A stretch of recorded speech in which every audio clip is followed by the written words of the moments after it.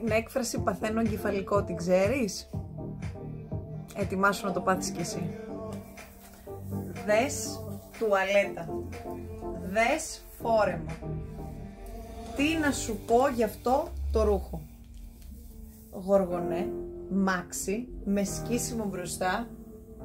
Ετοιμάσου. Σοκ. Εντάξει.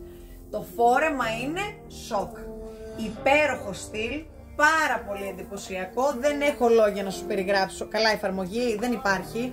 Δεν μπορώ να σου πω πόσο τέλεια αγκαλιάζει το κορμί. Φοράω το small, έχει νούμερο ως extra large. Είναι υπέροχο, έχει σκίσιμο παρακαλώ. Μπορείς να βάλεις το πιο εντυπωσιακό σου πέδιλο. Αλλά τι πέδιλο χρειάζεται εδώ όταν μιλάμε για ένα τέτοιο φόρεμα? Δες εδώ, ένας ώμος και τρελό σχέδιο στην πλάτη. Υπέροχο. Δηλαδή, κοίτα λίγο. Κάνεις ένα μαλλί ψηλά.